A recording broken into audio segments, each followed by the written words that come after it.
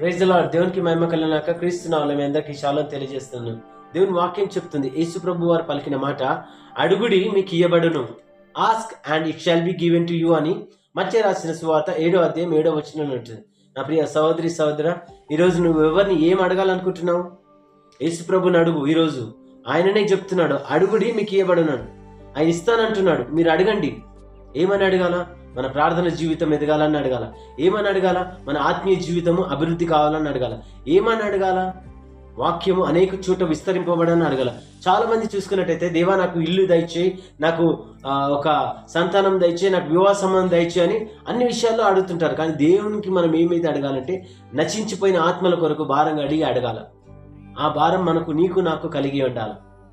అదే రీతిగా మరి యోహాను రాసిన సువార్త 15వ అధ్యాయం 7వ వచనంలో కూడా చక్కని మాట ఉన్నది. ఒకసారి చదవమ్మా. నా యందు మీరును మీ యందు నా మాటలను నిలిచి ఉండిన ఎడల మీకు ఏది ఇష్టమో అడుగుడి, అది మీకు అనుగ్రహింపబడును అన్నాడు. హల్లెలూయా. ఇంగ్లీష్ లో మంచిగా ఉంటుంది. వాట్ ఎవర్ యు ఆస్క్ అని ఉంటుంది. Ask what ever you ask and shall be given to you అని ఉంటుంది. దేవుడు తప్పకుండా నీ కోరికను తీరుస్తాడు. అడుగు, ఆయన నీకు ఇస్తాడు, రెండంతలుగా ఇస్తాడు. యోబుకు కోల్పోయిందంతా కూడా రెండంతలుగా తిరిగి ఇచ్చాడు. ఈరోజు నీకు, నాకు కూడా దేవుడు ఇస్తానంటున్నాడు. ఆయన యొద్దకు వచ్చి అడుగు, ఆయన మొరపెట్టు. ఆమేన్. God bless you.